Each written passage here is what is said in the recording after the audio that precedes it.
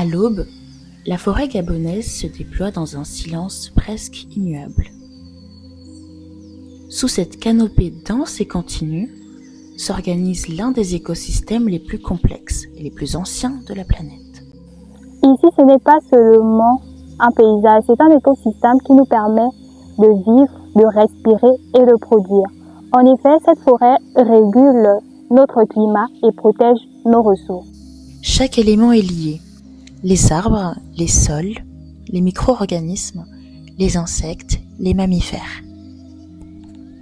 Un équilibre lent, fragile, construit sur des siècles. Cette forêt appartient au bassin du Congo, le deuxième plus vaste massif forestier tropical au monde, après l'Amazonie. À l'échelle globale, les forêts tropicales abritent près de 80% de la biodiversité terrestre et participent activement à la régulation du climat en stockant une part significative du dioxyde de carbone atmosphérique. On entend souvent que la forêt est importante, mais comprenons-nous réellement ce qu'elle représente et pourquoi sa conservation est-elle essentielle? Nous sommes Vision Verte, un média environnemental porté par des jeunes Gabonais engagés. Nous sensibilisons et agissons pour la protection de l'environnement et nous faisons la promotion du développement durable.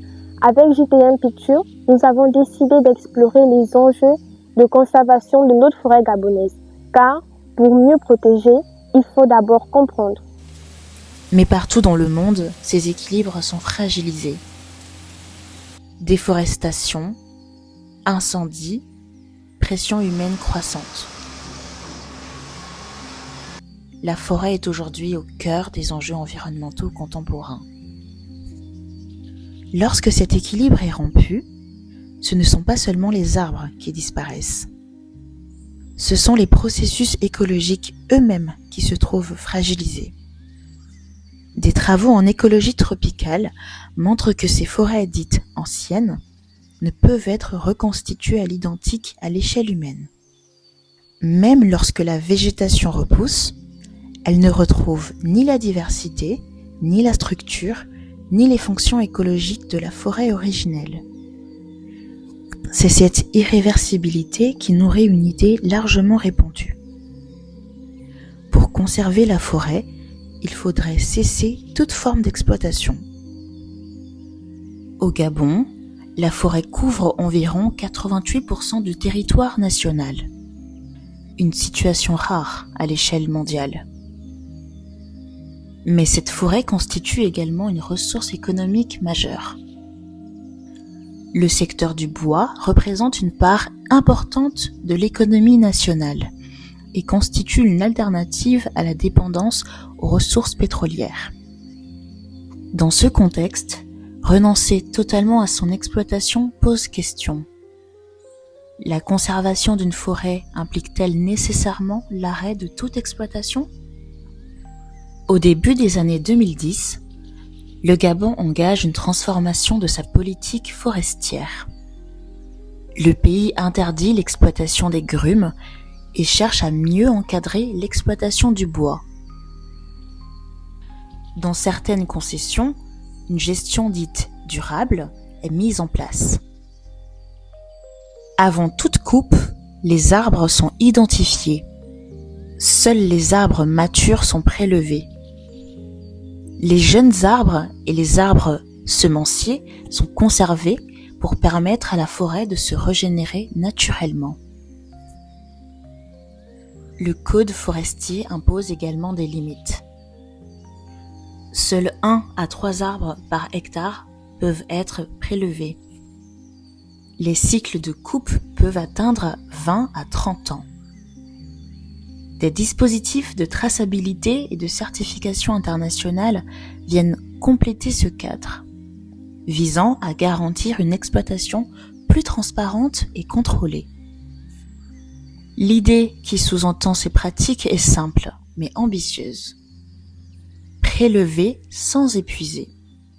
Mais la réalité écologique est plus complexe. Même encadrée, l'exploitation forestière transforme les milieux. L'ouverture des routes fragmente les habitats. Les circulations humaines augmentent la pression sur la faune.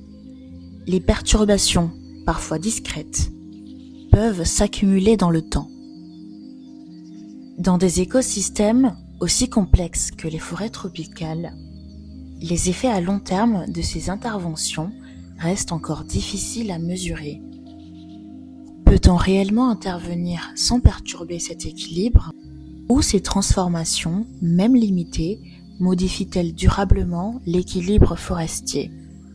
Le Gabon explore aujourd'hui une voie intermédiaire, celle d'une exploitation encadrée, pensée comme compatible avec la conservation. Une tentative de concilier deux réalités. Protéger un écosystème unique, tout en répondant aux besoins économiques du pays. Mais au cœur de cette démarche, une incertitude demeure. L'exploitation du bois peut-elle réellement coexister avec la conservation des forêts tropicales? Une question qui concerne autant les décideurs que les générations qui devront en hériter. Et justement, cette génération commence déjà à agir. Protéger la forêt, ce n'est pas seulement une affaire d'État, c'est aussi une responsabilité citoyenne. De ce fait, chaque individu doit s'informer sur les enjeux. Et ça se traduit par des actions.